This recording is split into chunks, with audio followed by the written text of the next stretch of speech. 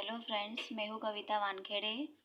आपका मेरे channel यज्ञेशा coaching classes में स्वागत है। आज हम पढ़ेंगे standard 6 general science lesson number 4 disaster management. तो शुरू करते हैं। Chapter 4 disaster management. डिजास्टर यानी कि आपदा, प्राकृतिक जो आपदा आती है जैसे कि भूकंप, सुनामी, बाढ़, है ना, तो ये जो है वो डिजास्टर कहलाते हैं। तो डिजास्टर मैनेजमेंट यानी कि आपदा प्रबंधन। कैन यू टेल, क्या बता सकते हो, what events do you see in this pictures. ये जो पिक्चर्स है यहाँ पर आपको कौन सी घटनाएं दिखाई दे रही है। तो यहाँ पर देखिए ज़मीन में दरारें हैं और बिल्डिंग जो है वो ज़मीन में धंस रही है। और यहाँ पर अकाल यानी कि सूखा पड़ा हुआ है, धूप ज़्यादा है और ज़मीन में दरारें पड़ गई है सूखे की वजह से। और यहाँ पर बहुत ज़्यादा बारिश हो रही है, मतलब बाढ़ आ चुकी है। Second, what would you have done in this situation. फिर ऐसी सिचुएशन में, ऐसी परिस्थिति में आपको क्या करना चाहिए। जैसे इस चित्र में देखिए यहाँ पर आग लगी हुई है, यहाँ पर तूफान है और यहाँ पर ज्वालामुखी विस्फोट हो रहा है। तो फिर ऐसी कंडीशन में आपको क्या करना चाहिए। Have you experience such A situation yourself. क्या आपने कभी ऐसी सिचुएशन एक्सपीरियंस की है, क्या आपके साथ कभी ऐसा हुआ है। वाई डू दिस इवेंट्स अकर, और ये घटनाएं क्यों होती है। इन सभी प्रश्नों के उत्तर हमें इस लेसन में आगे मिलेंगे। Disaster. In July 2014, the whole village of Malin in Ambegaon Taluka of Pune district was destroyed in a matter of minutes due to a landslide. 2014 में जुलाई की बात है। एक मालिन आंबेगांव तालुका था, वहाँ पर एक छोटा सा गांव था और वो पुणे डिस्ट्रिक्ट में था। तो वो डिस्ट्रिक्ट जो है वो 2014 में पूरी तरीके से नष्ट हो गया था। क्यों। लैंडस्लाइड की वजह से, ज़मीन धंसने की वजह से, लैंडस्लाइड की वजह से पूरा गांव नष्ट हो चुका था। Many got buried under the हिप्स of soil and stone and loss their lives.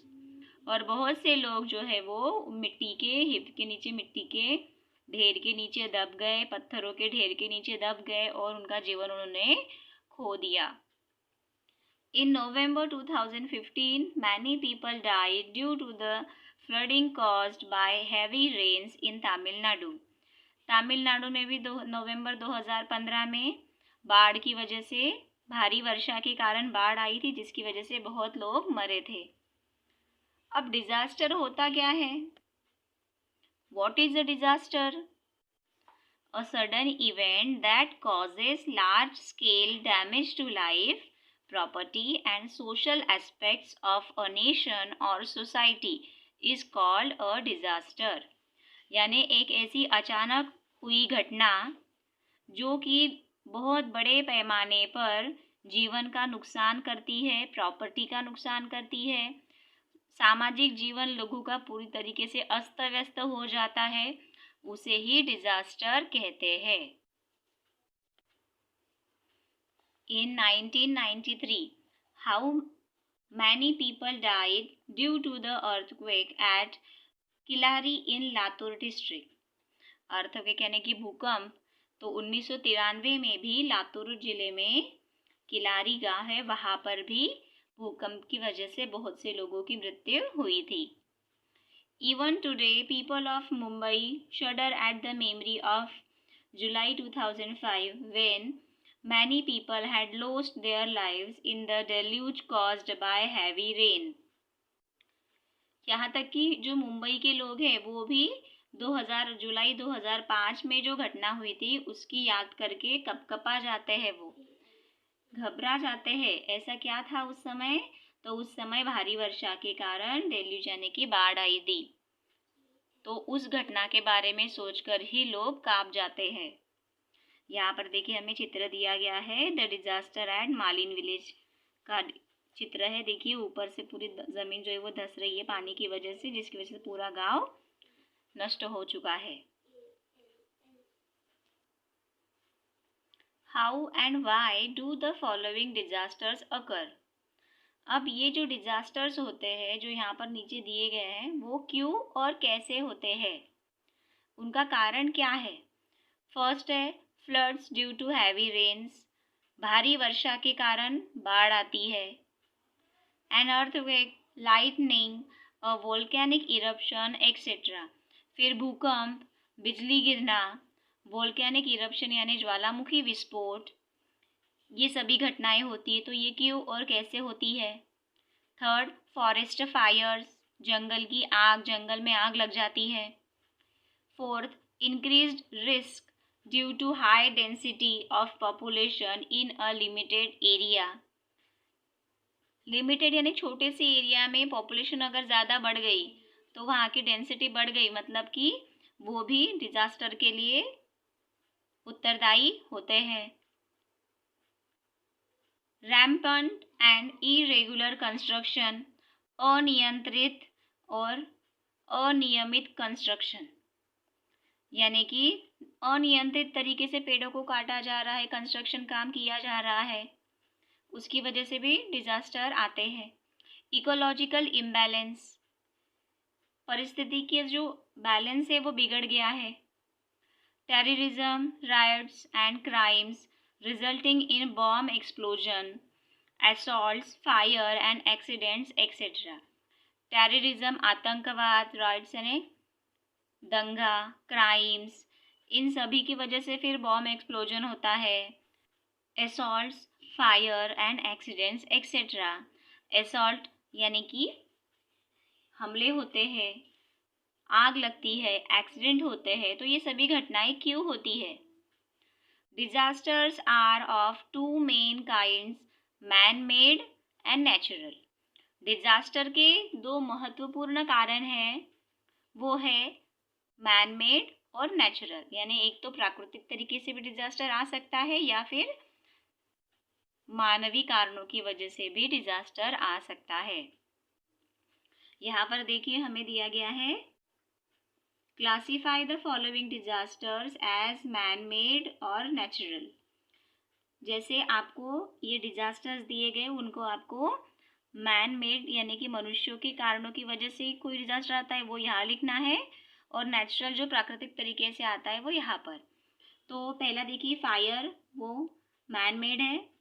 Earthquake, भूकंप, वो नेचुरल तरीके से आता है। Leakage of chemical gases man made में आएगा। स्टॉर्म्स नेचुरल में, फ्लड्स नेचुरल में, tsunami natural disaster, bomb explosion man made, collapse of a building ये भी मैन मेड में आएगा अगर बिल्डिंग ठीक से नहीं बनी होगी तो। War man made, forest fire इसका कारण भी मैन मेड, ये डिजास्टर है ये भी। अब उसके बाद देखते हैं अर्थक्वेक के बारे में। Earthquakes, movements in the interior of the earth release tremendous amounts of energy. Earth के अंदर जो है बहुत ज़्यादा मात्रा में, ट्रिमेंडस यानी बहुत भारी मात्रा में जो है एनर्जी रिलीज होते रहती है। This causes seismic waves leading to movements of the earth surface like tremors, shaking, cracking up etc. तो पृथ्वी के अंदर जो परतें होती है उनके अंदर उनसे जो है वो बहुत सारी एनर्जी रिलीज होती है, तो उसकी वजह से फिर क्या होता है, तो सिस्मिक यानी कि भूकंप आते हैं, भूकंप की लहरें आती है। Leading to movements of earth surface, और अर्थ की सरफेस पर फिर क्या होता है, तो ट्रेमर्स झटके लगते हैं। शेकिंग, अर्थ जो है वो शेक करने लगती है, वाइब्रेट होने लगती है। क्रैकिंग अप, और उसमें दरारें पड़ने लगती है। ये सारी घटनाएं होती है। सच वाइब्रेशंस और quaking in the earth crust is known as an earthquake. तो ऐसे जो वाइब्रेशंस होता है अर्थ के ऊपर, उसकी अर्थ की क्रस्ट के ऊपर, सरफेस के ऊपर, उसे ही हम क्या कहते हैं, अर्थक्वेक कहते हैं, भूकंप कहते हैं। It is believed that besides other causes Man-made causes like mining and construction of big dams can also lead to earthquake. और ऐसा माना जाता है कि इन सभी कॉजेज को छोड़कर मनुष्य द्वारा निर्मित भी कुछ कारण हैं जिनकी, जैसे कि माइनिंग है यानी खुदाई करना, कंस्ट्रक्शन ऑफ बिग डैम्स बड़े बड़े डैम बनाना, ये सभी भी अर्थक्वेक, इन सभी से जो है वो अर्थक्वेक आता है, भूकंप आता है। अब इफेक्ट्स ऑफ अर्थक्वेक, अब भूकंप के क्या प्रभाव होते हैं? तो destruction of infrastructure, that is buildings, bridges, roads, railway tracks etcetera. Destruction यानी पूरी तरीके से नाश हो जाता है इंफ्रास्ट्रक्चर का। इंफ्रास्ट्रक्चर यानी आधारभूत संरचना, जैसे कि बिल्डिंग्स होती है वो गिर जाती है, ब्रिजेस टूट जाते हैं, रोड्स में दरारें पड़ जाती है, रेलवे ट्रैक्स टूट जाते हैं, ये सारी बातें अर्थक्वेक की वजह से होती है। Change in the direction of the flow of reverse, फिर नदियों का जो फ्लो होता है उनकी डायरेक्शन बदल जाती है नदियों के। Huge loss of life and property, और बहुत बड़े पैमाने पर जीवन और संपत्ति का नुकसान होता है। अब देखते हैं फ्लड्स के बारे में। फ्लड्स यानी कि बाढ़, a frequently occurring natural disaster in all parts of the world is floods. Due to excessive rains in the same place a river overflows it banks causing a flood. यानी बार बार natural disaster जो आता है world के पूरे सभी भागों में, वो है फ्लड्स। और ये क्यों आता है? तो एक्सेसिव रेन की वजह से, ज़्यादा वर्षा की वजह से। एक ही जगह पर बहुत ज़्यादा अगर वर्षा होती है तो वहाँ की नदियाँ जो है वो ओवरफ्लो होकर बहने लगती है, और फिर तब उनकी खाड़ियों में क्या होता है? बाढ़ आती है। यानी नदी के पास में जो गांव रहते हैं वहाँ पर बाढ़ आती है। The water drainage system in big cities fall short when there is a heavy rainfall, resulting in choking of gutters and drainage lines. और जो बड़े बड़े शहर होते हैं वहाँ पर जो ड्रेनेज सिस्टम होता है वो भी फिर कम पड़ने लगता है हैवी रेनफॉल की वजह से, यानी कि गटर्स चॉक हो जाती है, ड्रेनेज सिस्टम जो होता है उनका वो बिगड़ जाता है। Water overflows on to the roads and surrounding areas and even enters nearby houses, और जो पानी है वो रोड पर बहने लगता है सराउंडिंग एरियाज में, आजू बाजू जो एरिया होते हैं वहाँ पर, और आसपास के घरों में पानी घुस जाता है। इफेक्ट्स ऑफ फ्लड्स, अब फ्लड्स के क्या इफेक्ट होते हैं, क्या प्रभाव होते हैं? Huge loss of to life and property, बहुत बड़े पैमाने पर जीवन का और प्रॉपर्टी का नुकसान होता है। सॉइल इरोजन होता है, मृदा अपरदन यानी मिट्टी बह जाती है पानी के साथ में, उपजाऊ मिट्टी। डिस्ट्रक्शन ऑफ स्टैंडिंग क्रॉप्स, जो स्टैंडिंग जो खड़ी फसलें होती है वो उनका विनाश हो जाता है। After effects of floods like spread of diseases and epidemics affecting the health of the people, और फिर ऐसे बाढ़ के बाद में, ऐसे डिजास्टर के बाद में क्या होता है? तो बहुत सारी बीमारियां फैलती है, महामारी फैलती है, जिससे लोगों के हेल्थ पर प्रभाव पड़ता है। अब है स्टॉर्म्स, स्टॉर्म्स यानी तूफान।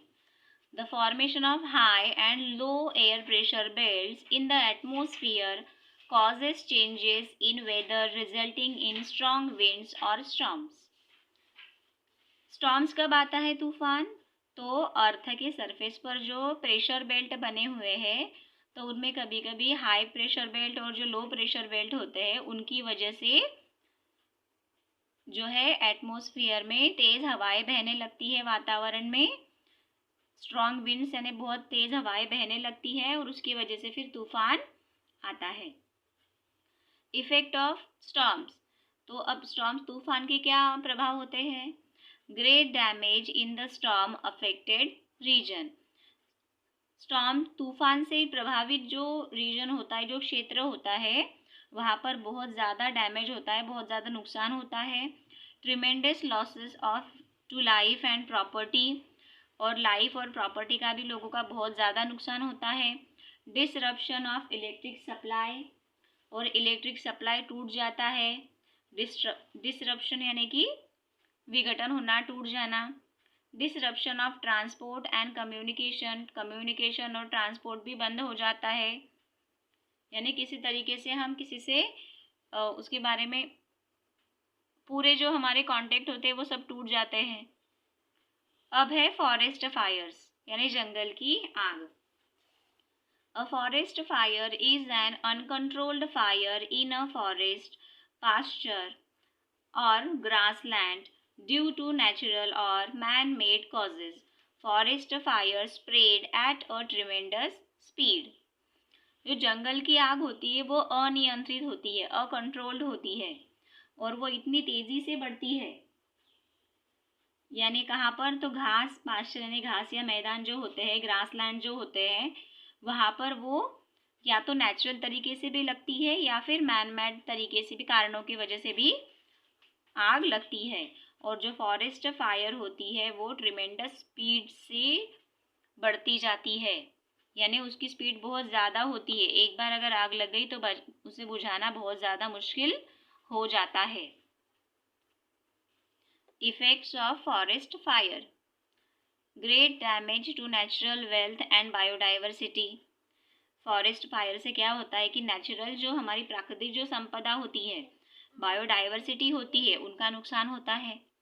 पॉल्यूशन ऑफ एयर, और फिर जलने की वजह से जो हार्मफुल गैसेस निकलती है तो उससे एयर पॉल्यूशन होता है। अब can you tell how many children are there in your class at present? वर्तमान में आपकी क्लास में कितने बच्चे हैं? What would happen if 5 times this number sat in your class? क्या होगा यदि अभी जितने बच्चे हैं उनका 5 गुना करके और बच्चे अगर बिठा दिए जाए क्लास में तो क्या होगा? And which kind of disaster can occur in an extremely crowded place? और बहुत ज़्यादा भीड़ भाड़ वाले जो एरिया होते हैं वहाँ पर किस प्रकार का डिजास्टर आ सकता है? Disaster management. Community participation and disaster management are closely related. जो कम्युनिटी पार्टिसिपेशन है यानी कि सामाजिक सहभाग और डिजास्टर मैनेजमेंट आपदा प्रबंधन, ये बहुत ही क्लोजली संबंधित है एक दूसरे से। Taking steps to prevent disasters, making plans to face disasters and developing the capacity for that is called disaster management. तो आपदा प्रबंधन यानी क्या? तो डिजास्टर से बचने के लिए कुछ कदम उठाना, प्लान बनाना डिजास्टर को फेस करने के लिए, और हमारी कैपेसिटी को डेवलप करना डिजास्टर को फेस करने के लिए is called disaster management. To prevent or reduce damage caused by natural or man made disaster, emergency planning and management is required. तो फिर नेचुरल या मैनमेड तरीके से होने वाले जो डिजास्टर्स होते हैं तो उनसे बचने के लिए, यानी उनसे जो भी डैमेज होने वाला है उसको कम करने के लिए जो इमरजेंसी प्लानिंग की जाती है, जो प्रबंधन किया जाता है, ये बहुत ही ज़्यादा आवश्यक होता है। अगर समय पर इमरजेंसी प्लानिंग या क्योंकि डिजास्टर जो है वो कभी भी आ सकता है, तो फिर हमें पहले से या फिर समय आने पर हमें तुरंत प्लानिंग करके उन डिजास्टर से होने वाले नुकसानों से बचने की कोशिश करनी चाहिए। तो ये काम कौन करता है? Disaster management. Institutes at work. The national disaster management authority was established in 2005। 2005 में national disaster management authority establish की गई। इट अंडरटेक्स, क्या करता है फिर वो? Planning and implementation of disaster management work, यानी प्लानिंग करते हैं और फिर मैनेजमेंट जो है अपने जो भी प्लानिंग है उसके ऊपर कार्यान्वयन करती है। Always remember, during a disaster के दौरान helping and supporting each other is our moral responsibility, यानी डिजास्टर के दौरान दूसरों की मदद करना, दूसरों को सपोर्ट करना, ये हमारी मोरल रिस्पॉन्सिबिलिटी है। रेमिडायल एंड प्रिवेंटिव मेजर्स, यानी उपचारात्मक और सुरक्षात्मक measures. Let us see what precautions we can take before or in the event of a natural or man made disaster. तो देखते हैं कि अब हमें नेचुरल तरीके से या मैन मेड कारणों की वजह से जो डिजास्टर्स आते हैं तो उस समय हमें क्या सावधानी बरतनी चाहिए। पहला है keep watching TV and radio news and bulletins. आप टीवी देखते रहिए, समय समय पर आपको सूचना मिलती रहती है। Use battery operated radios and mobiles. Radio और मोबाइल जो है वो बैटरी से चलने वाले, आपको पहले से उनको अच्छे से चार्ज रखना है ताकि आपको न्यूज़ मिल सके। Heed the warnings issued by the meteorological department carefully. और जो हमारा मौसम संबंधी जो डिपार्टमेंट होता है वो जो भी इंफॉर्मेशन देता है उसे सुनते रहिए और मानते रहिए उनकी बातों को। यूज़ द वेबसाइट www.imd.government.in, यानी कुछ प्रॉब्लम हो तो आप इस वेबसाइट पर जा सकते हैं। Landslides occur in hilly areas due to a cloud burst और हैवी रेन्स। जो लैंडस्लाइड होता है बादल के फूटने की वजह से भारी वर्षा होती है जिसकी वजह से लैंडस्लाइड होता है, तो वो हिली एरियाज में होता है। ऑन सच ओकेजन, तो ऐसे परिस्थिति में do not take shelter at the foot of a hill. तो ऐसी कंडीशन में आपको हिल के नीचे वाले एरिया में नहीं रहना चाहिए। During floods do not linger in houses और एरियाज ऑन रिवर बैंक। बाढ़ के दौरान आपको घरों में या फिर नदी के पास के जो एरियाज होते हैं वहाँ पर नहीं रहना चाहिए। Seek shelter in other safe places, सुरक्षित जगह पर चले जाना चाहिए। Move to safer places at a greater height, और ऐसी जगह पर जो कि ऊंचाई पर हो ताकि ऊंचाई पर बाढ़ नहीं आती। Do not step into the water currents or drive a vehicle into them, और ना ही वाटर में आप जाए और ना ही व्हीकल ड्राइव करें, ना ही वहाँ पर व्हीकल लेकर जाए। ड्यूरिंग एन अर्थक्वेक, भूकंप के दौरान roads split open, the ground cracks, railway tracks get uprooted. भूकंप के कारण क्या होता है, रोड जो है वो टूट जाते हैं, जो बंधे हुए रोड होते हैं। द ग्राउंड जो है उनमें दरारें पड़ जाती है, रेलवे ट्रैक टूट जाते हैं। Hence when moving from one place to another, तो जब भी हम एक जगह से दूसरी जगह पर जाए तो ensure that the road is safe further on. तो इस बात का ज़रूर ध्यान रखें कि वो जो रोड है क्या वो सेफ है या वहाँ पर भी कुछ नुकसान होने की संभावना है। Take shelter in relief camps as they provide medicines, food packets, drinking water, first aid etcetera. फिर हमें रिलीफ कैंप जो रहते हैं ऐसी परिस्थिति में गवर्नमेंट के द्वारा रिलीफ कैंप लगाए जाते हैं जिसमें कि लोगों को दवाइयाँ दी जाती है, उन्हें खाने का सामान दिया जाता है, पीने का पानी और प्राथमिक उपचार, फर्स्ट एड यानी प्राथमिक उपचार उन्हें दिया जाता है। तो ऐसी जगह पर हमें जाना चाहिए। To get protection from fire, आग से बचने के लिए use fire extinguisher in public places like schools, hospitals, railway stations etcetera. और आग से बचने के लिए जो पब्लिक प्लेसेस होते हैं जैसे कि स्कूल है, हॉस्पिटल्स है, रेलवे स्टेशन है, यहाँ पर फायर एक्सटिंग्विशर का यूज़ किया जाता है, अग्निशमन यंत्र का यूज़ किया जाता है, अग्निशमक फायर एक्सटिंग्विशर। ठीक है। अब रेमिडायल एंड प्रिवेंटिव मेजर्स में देखिए यहाँ पर दिया गया है, अगर भूकंप आता है तो हमें दरवाजे के पीछे या मेज के नीचे हमें छुप जाना चाहिए ताकि अगर दीवार गिरे तो हमारे ऊपर ना गिरे, इसके लिए हमें ऐसे छुप जाना चाहिए। फायर एक्सटिंग्विशर का यूज़ यहाँ पर दिखाया जा रहा है और यहाँ पर इस पीड़ित को फर्स्ट एड दिया जा रहा है कैंप के ज़रिए। फर्स्ट एड क्या होता है? In day to day life sometimes we have to face disasters or accidents of varying proportion, यानी कभी कभी हम हमारी डेली लाइफ में भी हम बहुत सारे एक्सीडेंट्स का या फिर आपदाओं का सामना करते हैं। On such occasion it is necessary to give some immediate aid even before medical treatment becomes available. तो ऐसी सिचुएशन में, ऐसी परिस्थिति में अगर जैसे कोई एक्सीडेंट हो गया है तो फिर वहाँ पर जब तक वो अस्पताल नहीं जाता तो तब तक फिर उसके ऊपर कुछ ट्रीटमेंट होती है तो उसे कहते हैं प्राथमिक उपचार, फर्स्ट एड। जब तक उसे मेडिकल ट्रीटमेंट नहीं मिल जाती तब तक जो हम उपचार करते हैं उसे कहते हैं प्राथमिक उपचार, फर्स्ट एड। जैसे दिया गया है एक्सटर्नल ब्लीडिंग, अगर आपको ब्लीडिंग हो रही है, खून बह रहा है, if a person is bleeding first make him sit और लाई डाउन कंफर्टेबली, तो उसके ऊपर हम क्या प्राथमिक उपचार करेंगे? तो जिस व्यक्ति को ब्लीडिंग हो रही है उसे आप सबसे पहले बिठाइए या फिर नीचे लेटा दीजिए। Keep the bleeding part of the body above the level of the heart and clean it with water. फिर जो ब्लीडिंग पार्ट है बॉडी का, जहाँ से खून बह रहा है, तो उस पार्ट को आप ऊपर रखें, हार्ट लेवल से ऊपर, और फिर उसे वाटर से क्लीन करें। तो ऐसा उपचार हमें करना चाहिए।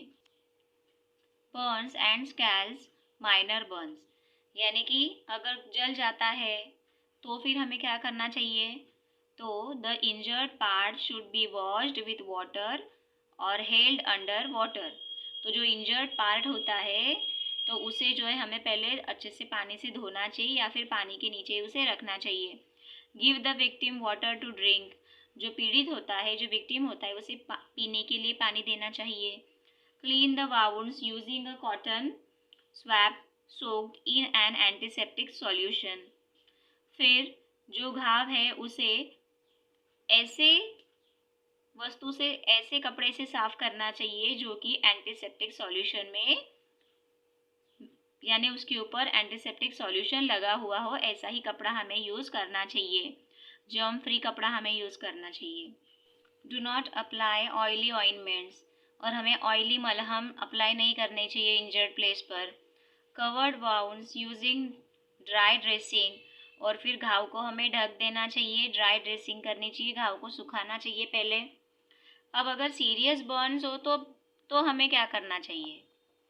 गिव इमोशनल सपोर्ट, यानी जो भी पीड़ित व्यक्ति है उसे हमें इमोशनल सपोर्ट देना चाहिए। Cover the wounds with sterilised cloth, और जो वाउंड होता है, जो घाव होता है, उसे रोगाणु रहित जो कपड़ा होता है, जर्म फ्री, उससे साफ करना चाहिए, कवर ढकना चाहिए। Remove jewellery, shoes etcetera if easily possible, और अगर पॉसिबल हो सके तो उस विक्टिम के बॉडी से ज्वेलरी, शूज़ उतार देने चाहिए।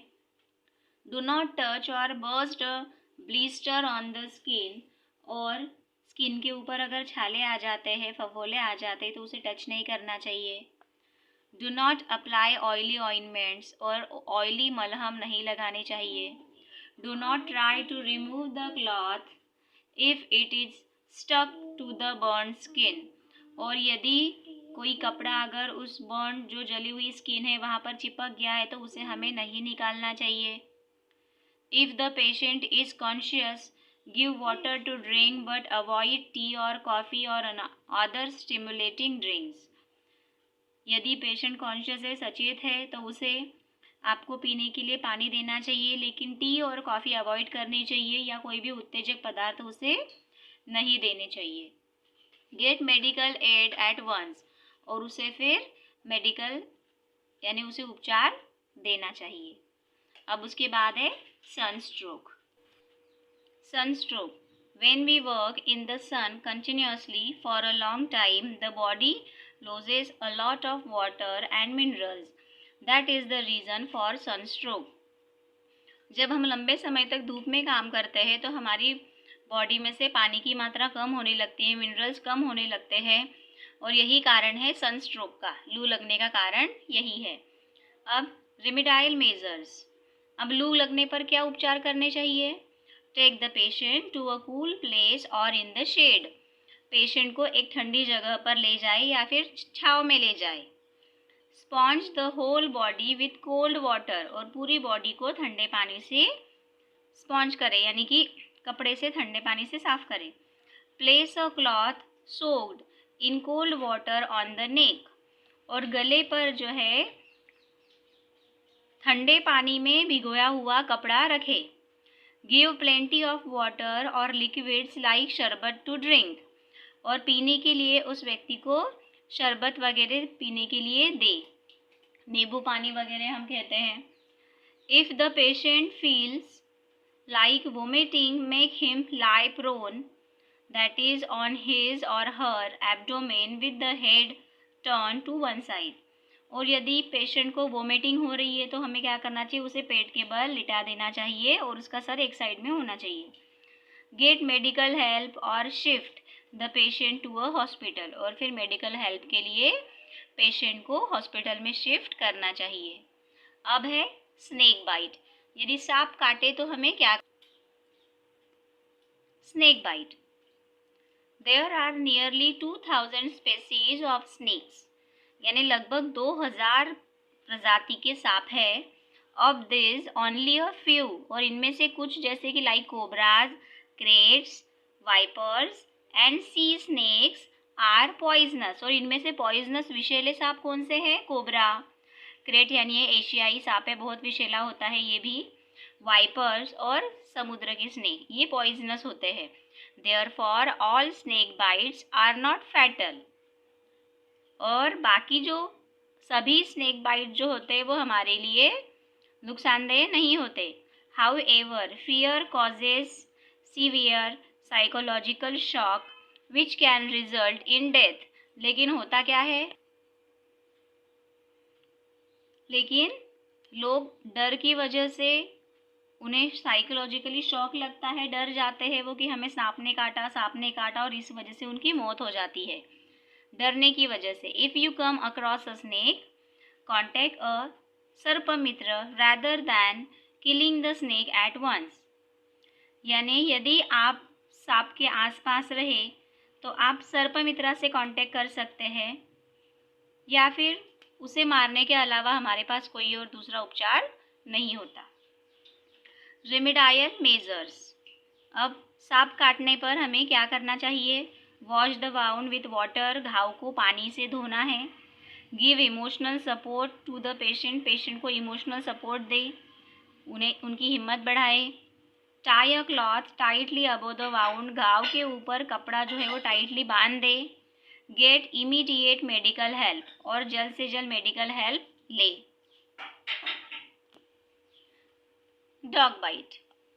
इन अ डॉग बाइट करता है तब हम क्या करते हैं, there is a risk of infection through the blood, तो हमारे ब्लड में इन्फेक्शन फैलने का खतरा रहता है। Hence first aid and medical help are necessary, तो ऐसे समय में फर्स्ट एड भी और मेडिकल हेल्प भी ज़रूरी होती है। क्या रिमेडाइल मेजर्स है इसके लिए, wash the wound with a solution of potassium permanganate और अदर एंटीसेप्टिक, जो घाव होता है उसे पोटेशियम परमैंगनेट के सॉल्यूशन से या फिर जो भी एंटीसेप्टिक जैसे डेटॉल वगैरह होते हैं उससे आप साफ करें।